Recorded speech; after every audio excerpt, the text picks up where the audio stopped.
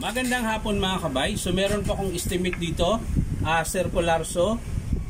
Dito 3620 ang model mga kabay.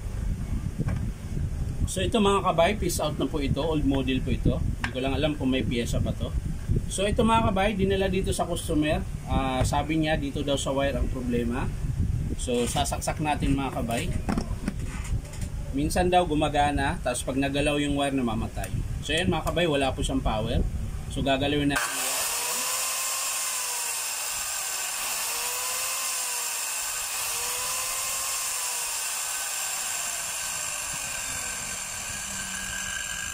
So pag mga ganyan mga kabay, putol po yung puno niyan. Mag-ingat po kayo mga kabay, huwag nyo pong hawakan dito sa puno. Minsan kasi pumuputok yun pag sobrang nagdikit eh. O kaya pag nag-short na sila, pag natalupan na yung balat. So ang hawak nyo po dito sa malayo. Yan. Para kung pumutok man, hindi tatamaan kamay nyo.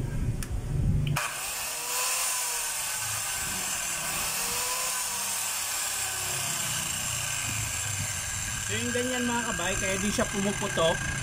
Dahil ang naputol po niyan mga kabay, ito lang pong kabilang linya. Ayan. Kapag nakalayo siyang ganyan, hindi siya gagana. Pero pag ginalaw mo siya, didikit yung isang linya, saka siya gagana. So wiring lang po ang sira niyan mga kabay. So tara, buksan natin.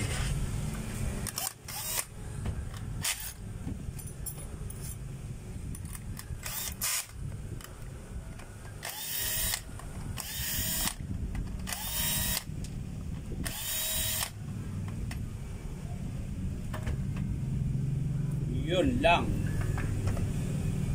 Akala ko ito lang takip ang bubuksan, lahat pala.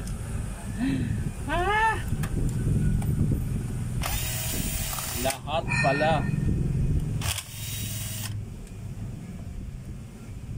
Kasi sa ilalim, ayan. So bubuksan talaga lahat mga kabay. So yan mga kabay, ito na po yung wire nya. Bali binunot ko lang po. Ayan. So tatanggalin na po natin mga kabay. Hanapin natin kung saan ang kanyang putol.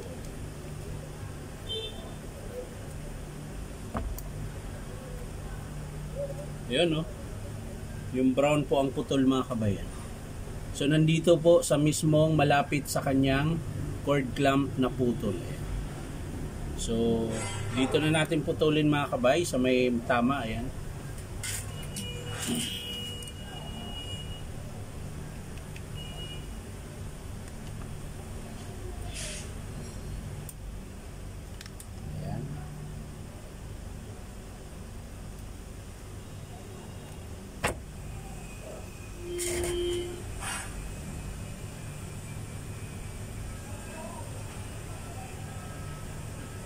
So ayan mga kabay, kakabit na po natin dito.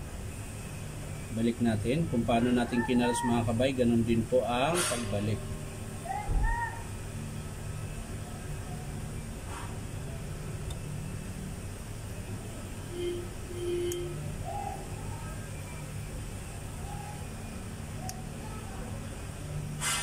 Ayan. Kailangan mahigpit na mahigpit mga kabay para hindi mabata. Tapos babalik natin, hindi nyo po makikita dahil nasa ano po, mahirap po pag nakaganyan, hindi ko rin kita. Ay, kita ko pala. So ganyan na lang natin.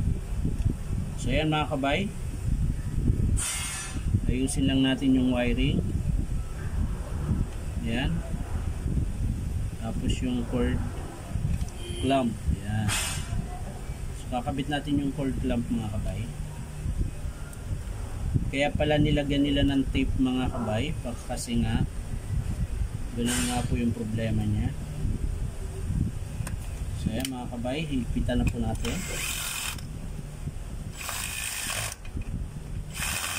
Mahigpit na po yung kanyang cord clamp.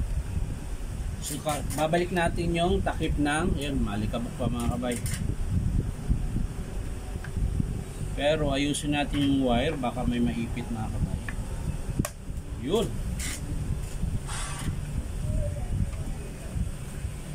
So okay na mga kabay. Balik natin yung lock. Ayan. Tapos kabit natin ulit.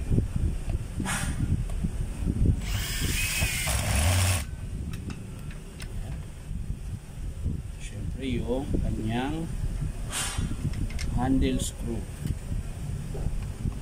Ayan.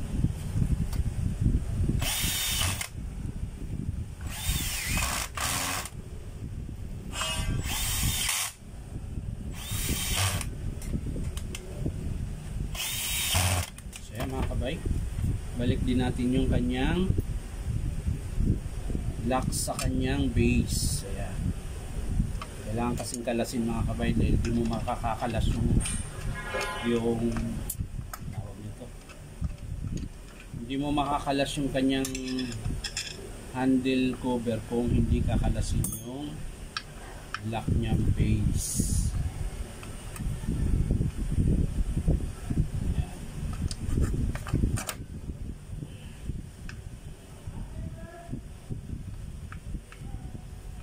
Balik natin yung kanyang lock.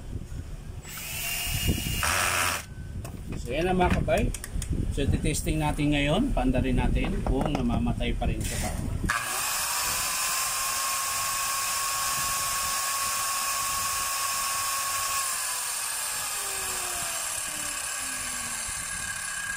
So okay na mga kabay, bali ang sira lang po niya ay wiring.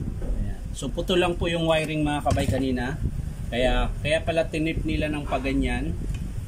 Ayan, tapos tinip para magamit nila. So ngayon mga kabay, hindi nila kailangan i-tape. Hayaan na natin ito. So itutupin na lang natin ito mga kabay. Pero roll nyo pala, hindi tutupin. Ayan.